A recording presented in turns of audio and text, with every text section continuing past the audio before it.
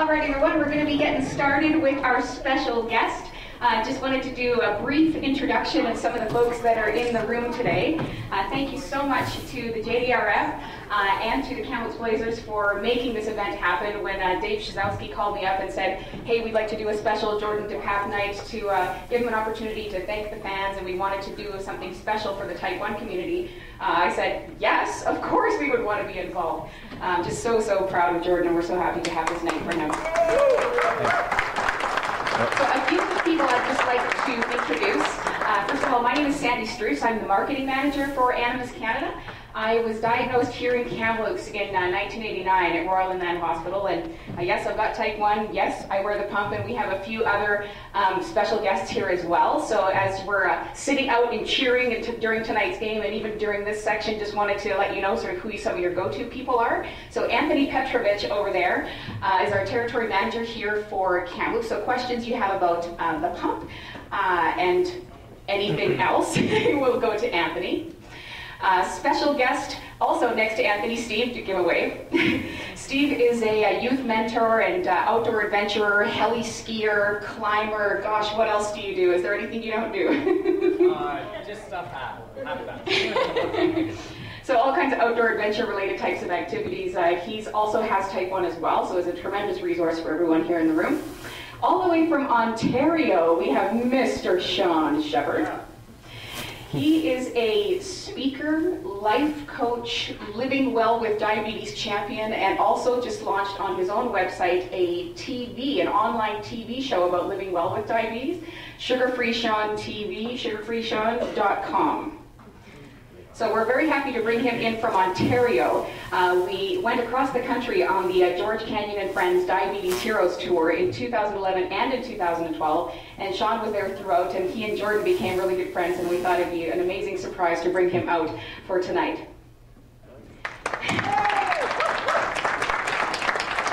And over to the left, we've got Brooke Toop, also proud Animas pumper and female hockey player who is now training at the Pursuit of Excellence Academy in Kelowna. So thank you so much for coming to support Jordan tonight, and that's her mom, Nadine. And of course, you all know Cheyenne by the door. So what we're going to do tonight, we're going to have Jordan share some stories about his life. Then we were hoping to get lots and lots of questions from you. Then we'll have Jordan up doing autographs and photos afterwards. And then we have a whole bunch of cool prizes for a draw. So if you have not entered the draw as of yet, the ballots are over there. We've got some jerseys, we've got some hockey sticks. And there's a little box in there that says if you'd like to receive communications from us. So that performance magazine that has Jordan's picture on it, so that comes out twice a year, and that's my big project, my labor of love. If you tick off the box, you get to be on the mailing list, and we'll be able to send that out to you, just because. So happy to bring the Type 1 community together, and without any further ado, please welcome our friend, our hero, hockey player, gentleman, Jordan DePape. Thanks, Andy. All right, thanks, Andy. Well, first off, thank you to everybody here that showed up tonight. And just before I begin, can I just see a show of hands of who all has type 1 diabetes, just so I know? Oh, wow. More than half of the room. Everybody's taking over the world here. Yeah, so, thanks again for coming out on this important night for JDRF and, Animas Canada, and especially the Blazers. I thank them for bringing me out here. The last 3 years of my life, this is where I've lived and played hockey, and probably the best memories I've ever had. And I became very close to the diabetes community here with community work and working with Cheyenne and JDRF, and I couldn't be more excited to be here today. So thank you very much. So basically, my story. I'm 20 now, and I was diagnosed with type 1 diabetes when I was 13. Hockey has always been a huge part of my life. Ever since I was the age of 2, my older brother was a hockey player, and, I wanted to be just like him, so I looked up to him, and, I became a hockey player. And, when I was 13, that was the first season of my life where, things weren't going well. I was really struggling on the ice. Things weren't, something wasn't right. I was losing a lot of weight. I had blurry vision, waking up like 10 times a night to go to the bathroom, just all the classic symptoms of diabetes. And it happened to be that actually my best friend who lived a block away, his younger sister was diagnosed with type 1 diabetes. And I just remember in the back of my mind her parents talking with my parents about the symptoms. And so when things weren't going right with hockey, I wasn't looking for excuses obviously, but I kept telling my parents, like, I'm sick, things, I have diabetes. I kept telling them I have diabetes because I still remember to this day looking on the internet, looking at the symptoms of type 1 diabetes. And I just went check, check, check, check, like I had everything. And, diabetes, it's not genetically found in my family. I mean, my grandparents don't know anybody with diabetes, so, that was kind of a shock to us. But, finally I couldn't take it anymore, and my mom brought me into the hospital. And sure enough, within like 5 minutes, the doctors knew I had diabetes. And, I was traumatized, but I still remember looking over at my mom and saying, "I told you so." But, and the doctors even said that they should be buying me a car at 13 years old for coming up with that. But I still remember lying in that bed, and probably like a lot of people here, you're traumatized hearing that. And the first things that I was saying is, that I'd never be able to play hockey again. I just couldn't stop crying. I still remember I wanted to quit hockey, like right there. I didn't think I'd ever have another chance. And that next morning, my diabetic educator, who I had to go to for 3 days after that to learn about the disease, she showed me a letter from Bobby Clark. And, that letter said, he wasn't being too sympathetic about it. He just said, this choice is yours. If you want to sit back and, forget on all your dreams and, just let things slip away, then do it and blame it on your diabetes. Or you can grab the bull by the horns and say that diabetes isn't going to stop me. I could live a normal life like anybody else. And that's when I made my decision that I wasn't going to let it stop me. So from there, I became a lot healthier, especially within the next year. I started to get my weight back. I started playing better hockey like my normal self. When I was 15, I made the AAA midget team in Manitoba at the highest level, so 15, 16, 17-year-olds. Had a great season. At 16 years old, I went on to play Junior A in Winnipeg. I actually had the chance to play with my older brother at the time, who was 20, and that was a great experience as well. But I went on that year to get Rookie of the Year, and things were going great. The following season, I went to Brandon, and I'm still on injections at this point. I went to Brandon, ended up getting traded here to Kamloops. Yeah, and at the time that was extremely tough for me. I mean, I was playing for my home province team, the Brandon Wheat Kings, and being traded to the Kamloops Blazers, I didn't know one single soul here. I was pretty nervous about it, but now that I look back at it, I think everything happens for a reason, and I'm a firm believer in that. And I've had a great career here in Kamloops, and I couldn't be happier about that. So when I was 18, after my rookie season with Brandon in Kamloops, we put on what we call a social in Manitoba, but it's where you sell tickets and a lot of people come to a community hall, and it's a fundraiser. So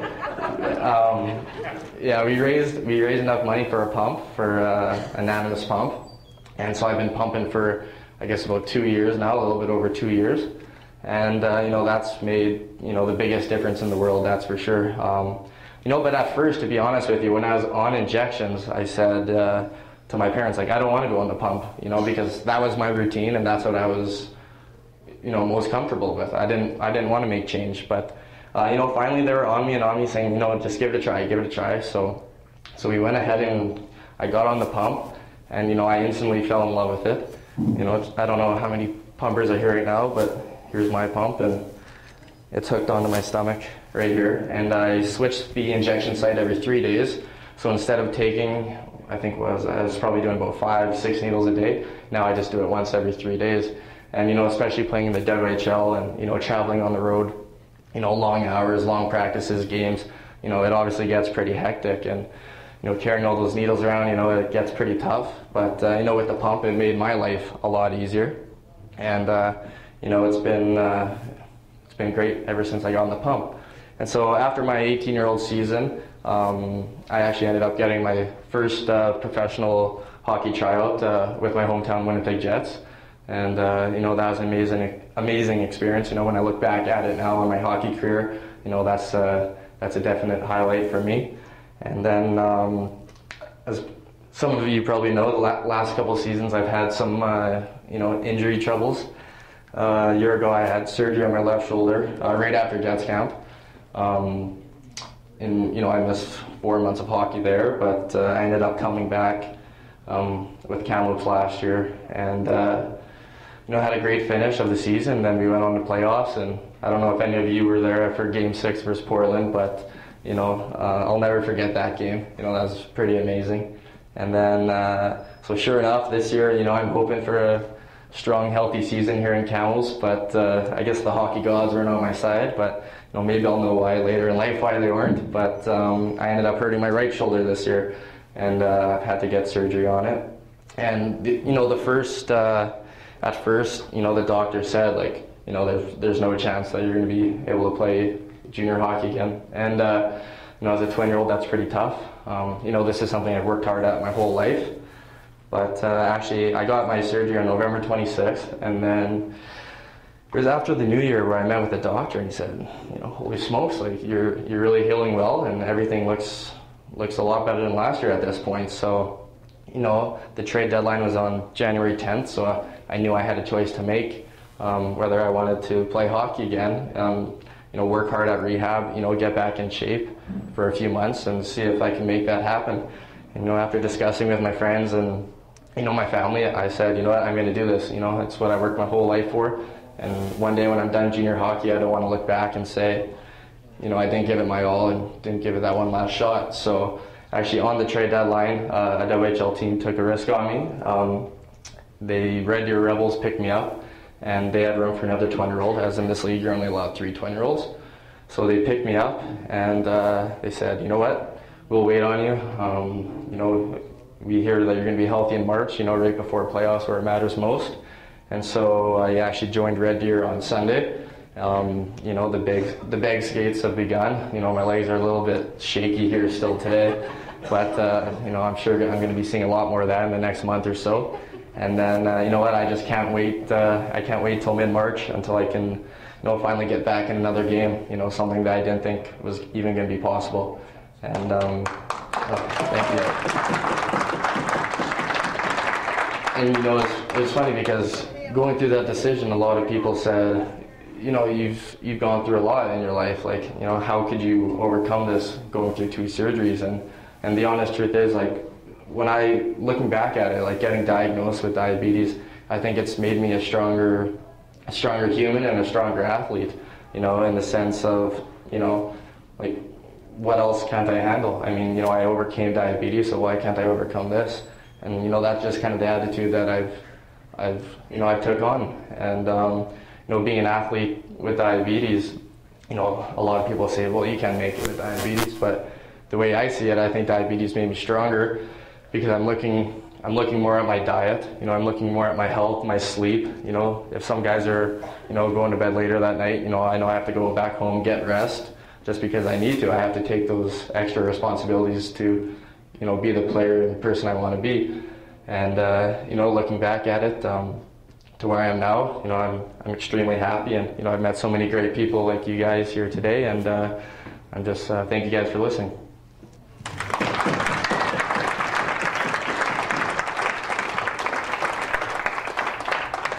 Did anybody have any comments or questions for me while we're here? Could you make it clear that it wasn't me that twisted your arm at the Diabetes Expo in November that you injured? No, it wasn't you, Barry. It wasn't you. I tried. Sean? I have a question. Sean? So what's the biggest challenge of playing hockey living with diabetes? Well, I'd say, dealing with the highs and lows, on a daily basis, comparing it between practice and games. I mean, for practices, I find I go low a lot more often, basically just because I'm probably not eating enough before sometimes, or, practices get a little extended and I'm on the ice for a long period of time. But, when I compare it to games, it's tough too, because I've never had a low in a game since I've been playing junior hockey in 5 years, just because of my adrenaline. The adrenaline will boost my blood sugars, especially before games, right around warm-up actually, about an hour before the game. So before the game and every intermission, I'm giving insulin. And that can be tough sometimes because I'm scared that I'm going to be giving too much insulin and then go low during the game. And obviously I can't have that happen, but no, that's probably the toughest challenge. Yes? Wear your pump on the ice? Good question. At first I did. When I first got it, my 18-year-old season, I did wear my pump, just because I heard of athletes wearing it. I ended up, I think we're playing Regina, and I ended up blocking a shot. Like what I do, I just clip my my pump right on my pants. I didn't really protect it too well, I guess, but I took a slap shot right off it. Didn't notice till after the game, but the screen was just black. It wasn't working. And well, I actually noticed that on the bus while we were going to Spokane. And that was pretty tough, going on the road and I find out my pump's not working. So I remember when we got to Spokane, we had to go get syringes because my pump wasn't working. We were only there for one day, but I just quickly called the customer support number on the back of my pump. Said my pump's not working. I need one like tomorrow when I get back. And actually, when we got back the next morning at like 6 in the morning, the pump was already delivered to the front office. Somebody from Kelowna with Animus drove it in and they made it work. So, yeah. And I actually have a funny story too about when I was wearing the pump. Toledo, as many of you have probably heard of, our trainer. He was great with me. I mean, he was like my big brother when it came to diabetes. He knew a lot about it and he helped me out a lot. But I still remember this one game where I was wearing my pump and I was skating by the bench. And I remember him yelling at me to come off the ice. And obviously Toledo, he's not the coach, You might think he's the coach, but he's not the coach. But he was yelling at me to come off the ice, so I kind of looked at him, I'm like, all right. I skated off. And the next thing I know, his hands are going down my pants because my pump was dangling at my legs when I was skating around the ice. So, that caught me a little off guard, but just a fun little story there.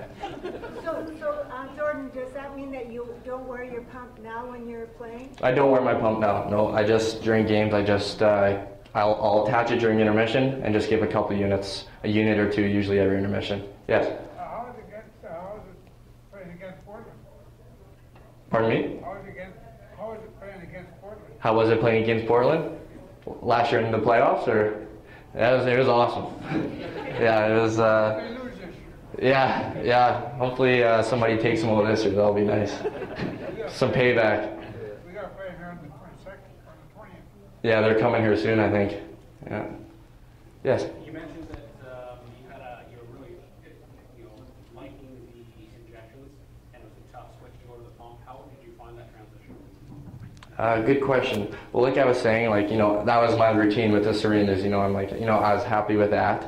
And then, the transition, it honestly wasn't that hard at all. It was just kind of like when I got the pump, me and my family went to it's like a full day course basically where they teach you about the pump and you learn everything about it.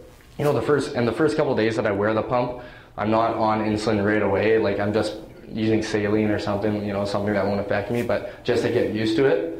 And you know what? Just after a few days, it's pretty simple. Going to bed, you just kind of figure out what to do. I wear a clip on my pump and I'll just clip it on my pajama bottoms or whatever works, and it's been great. So, Yes. Two questions, Jordan. One is you're not wearing your pump, but you still have the sight on. What's it like when you fall on that? And then the second question is when you're playing hockey, then you're not wearing your pump.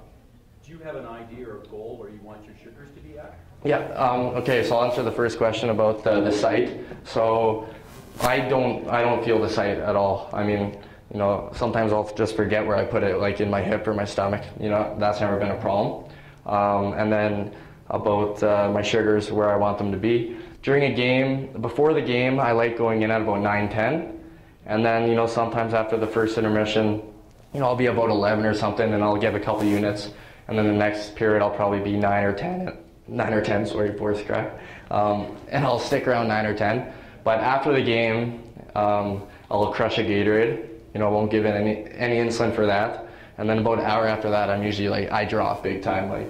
I cut off a lot of insulin for my post-game meal. because you know, I remember having a lot of troubles waking up at 2 in the morning at like 2.5 and you know, having nightmares and stuff, so waking me up. So yeah. Any other questions?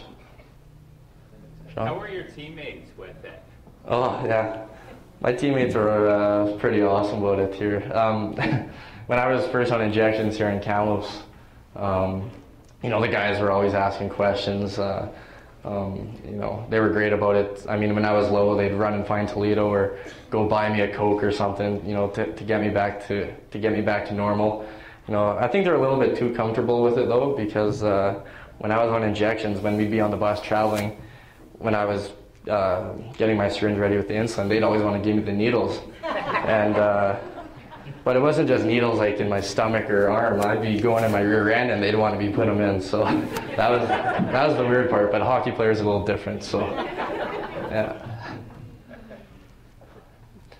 Anyone have any other questions? When are they going to find a cure? I ask that every day, and you know, I don't know. I mean, you know, I don't know a ton about it. You know, about the technology part of it, and I know Sandy and Sean probably know a little bit more than I do. But you know, it could be 5 years, it could be 10 years. You know, I hope it's tomorrow. You know, I think the main thing is that everybody does have hope about it, and you know, I'm a firm believer that in my lifetime, and hopefully everybody here that there will be a cure. So, and that's why we're here today. You know, fundraising for JDRF. You know, to make those efforts, and hopefully one day we'll find one. I know it's going to be in your lifetime. Yeah, I sure hope so, and for all the other kids here too. Okay. Okay.